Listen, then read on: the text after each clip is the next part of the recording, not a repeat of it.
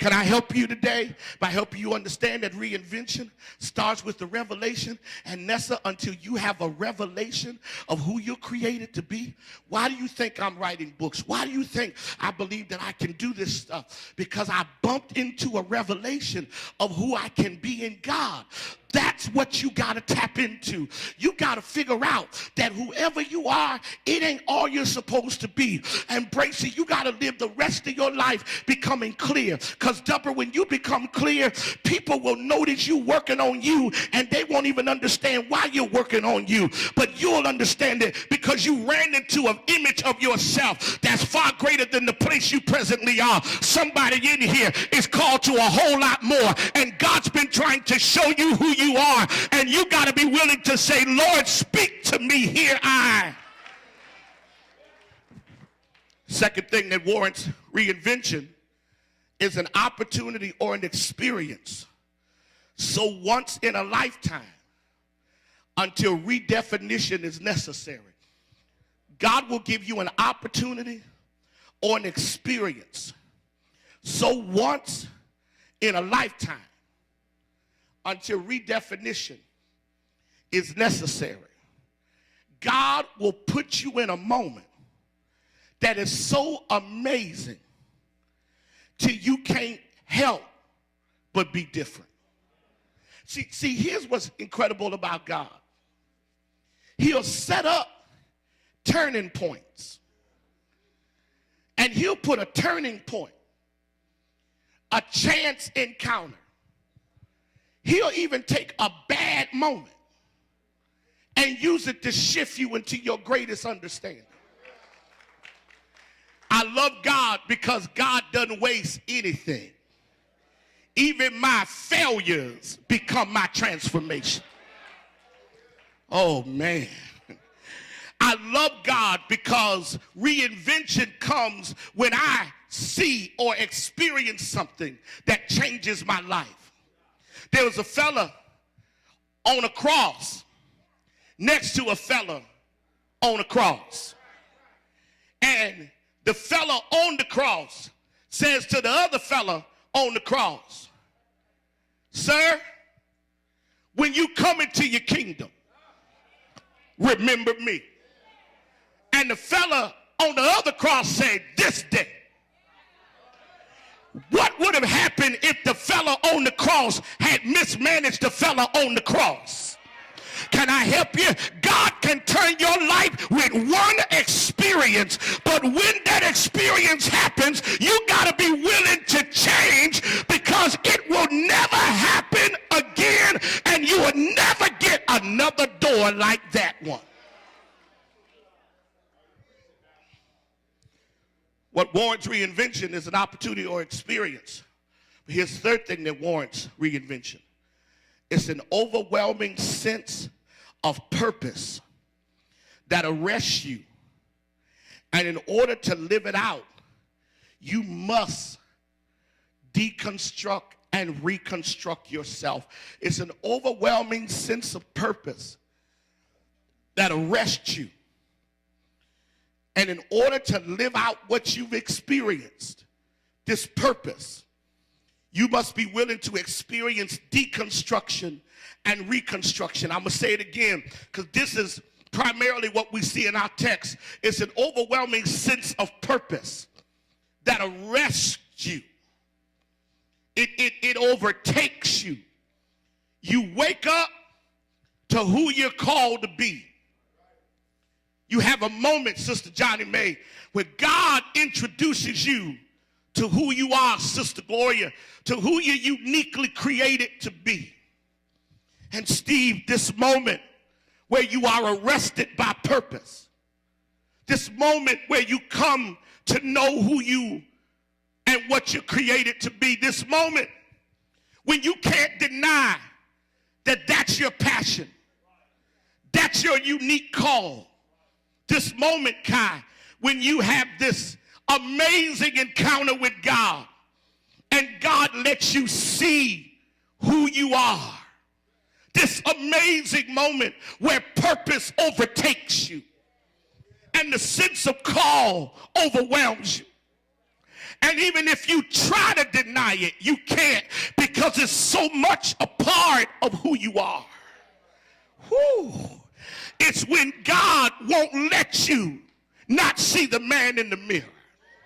And the man or the woman in the mirror ain't some flawed, jacked up person, but you are this amazing person created in the image of God, who has been assigned in time and space to do something with your life that can't nobody else do. And no matter what it costs you, you got to pay the price to do it, which means that if you got to change some stuff about yourself to be in the place where God has ordained for you to be, you tell God, whatever it takes for me to obey your will and your purpose, I'm willing to go through it. It's when you can't fight it anymore.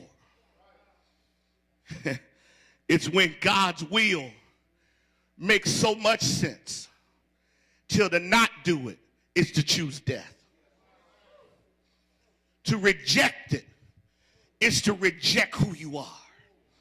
See, what's scary, Aubrey, is most people never have this moment. That's why folk can swap out assignments. That's why folk can start doing one thing and then quit and don't do it no more. That's why folk can walk in and out of situations. That's why folk can walk in and out of churches, Pat. That's why people can be with you one day and then turn on you the next day. I've discovered when you have a real encounter and revelation of what your assignment is as a man and woman of God, it doesn't matter how much hell you go through. It doesn't matter how much rejection you go through, because you know who you're created to be and you know this is God's will for your life. You stay in there and you fight even when other people are denying and doubting. You believe that God's got a reason for my life and I'm just not going to quit. So whatever it takes, God, for me to get to whatever level you created me to get to, my answer is yes and amen. Today, Sister Lord, I'm not preaching to immature believers. I'm preaching to people who wake up every day feeling God's presence in your life. I'm preaching to people who wake up every day knowing that the hand of the Lord is upon you. And sometimes it scares you because his hand is so amazingly heavy until you wish you were somebody else. But one day you wake up and say, Lord, I don't want to be nobody else. Whatever it is that I'm supposed to do, whatever it is that I'm supposed to go through, and you sell out. I need somebody to holler, sell out. You sell out to the process until you are absolutely what he created you to be.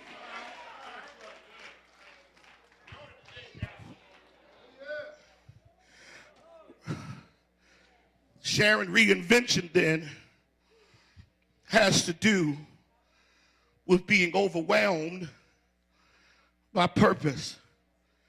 Now all of a sudden, you can't deny it.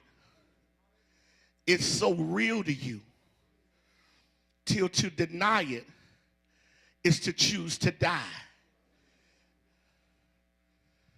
Jesus, strangely enough, Jesus became human.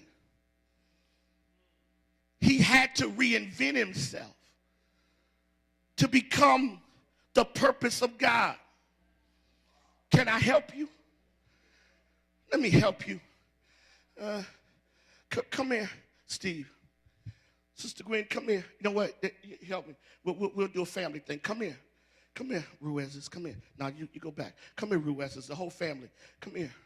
Come here. Y'all come stand up here. Let me show you this. Because here's where most of us, Sebastian, struggle. Okay. Gwen, you stand down there. Here, dear, you stand right in front of your mom, like right here. Turn around, face me. Okay, Lester, you stand here. Big Lester, you stand there. Watch this. You two bend down. God gives you a revelation of who you're created to be. He shows you one day.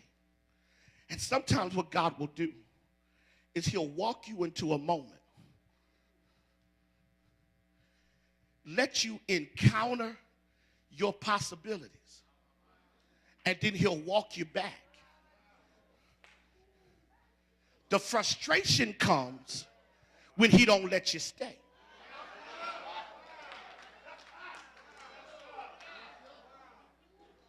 And then, not only do he not let you stay, but then he starts making you pay the price for it. So now, all of a sudden, instead of going straight to manifestation, you got to go through process. And process always starts with giving it away before you get anything back. So now, God's got to downsize you. Stand up. So now, you are younger than you started. Because in order to reinvent you, he's got to rebirth you. Because your present mindset can't handle your future revelation. So he got to make you see life in a whole different way. And then he's got to move you from that stage to this one where, watch this, you change image, but you ain't grown up yet. So yeah, you're starting to think different because where that started ain't where this is. But if you can hang in there, one day you're going to wake up and end up where you're supposed to be. Mature, capable of birthing everything that he's put in you. Somebody here needs to get excited about your life, because for all of the hell that you had to go through, all God has been doing is making you for your destiny.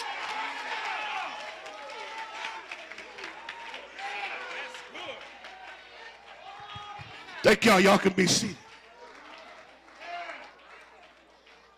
That's why you got to go through reinvention. And sometimes you're going to feel like you're incapable. Sometimes you're going to feel like you can't do it. Sometimes you're going to feel like quitting. But eyes have not seen and ears have not heard what God has in store for everybody.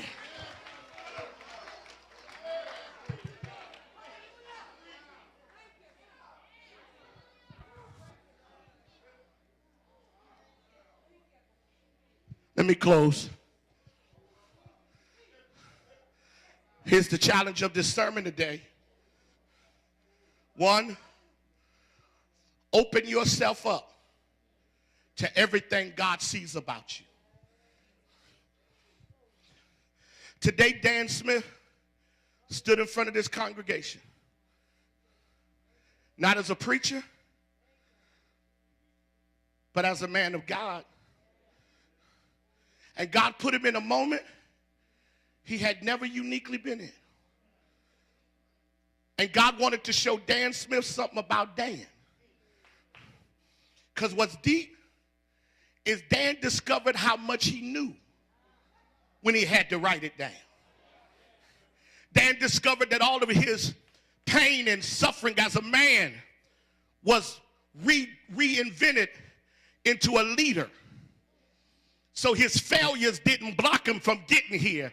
It propelled him to get here. I need somebody to get it.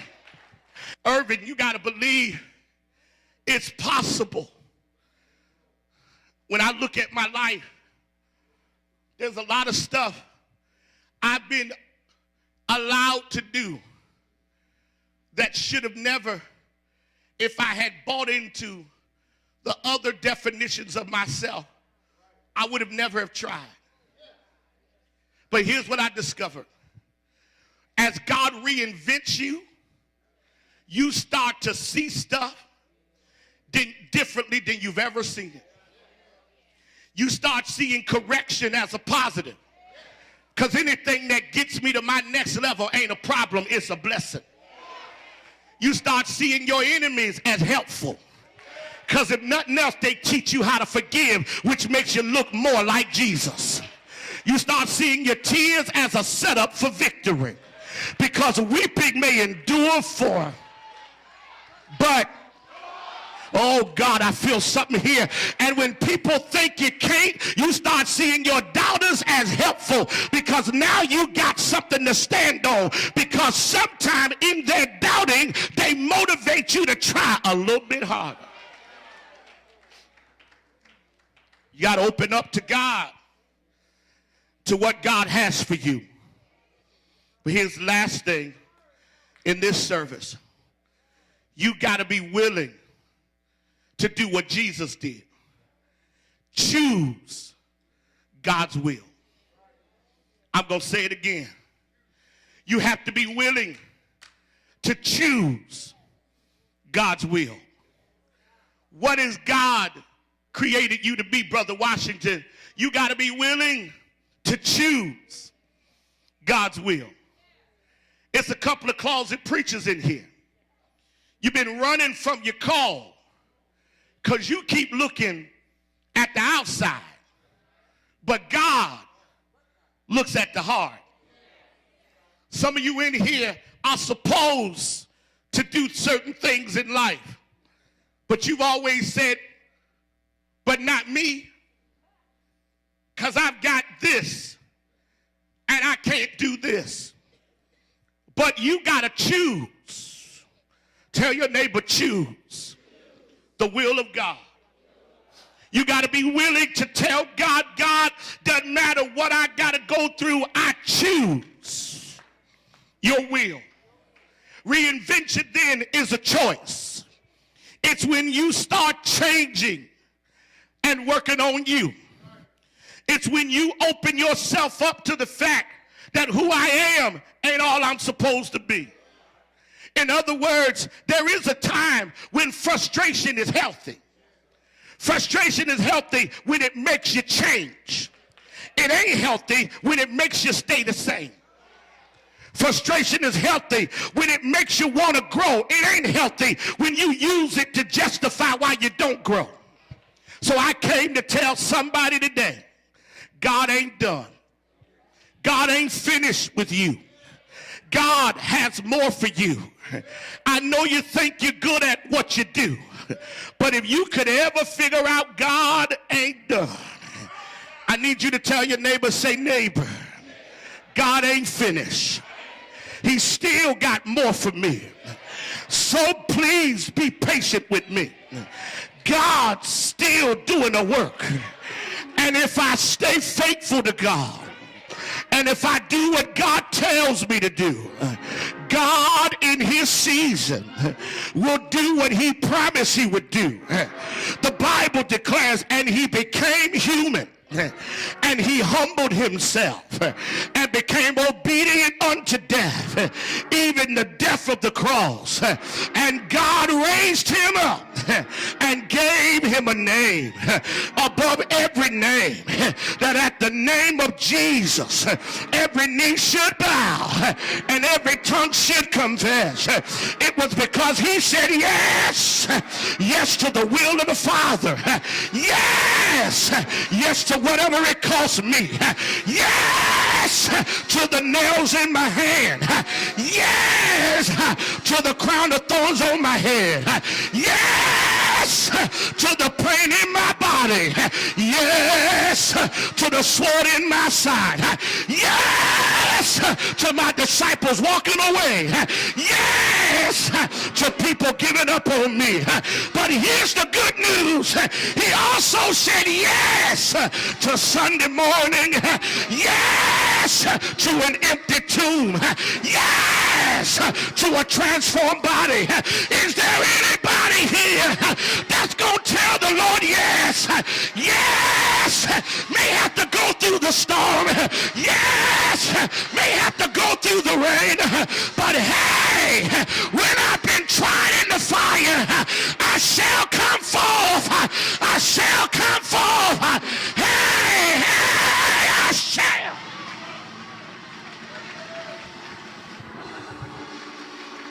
Everybody stand.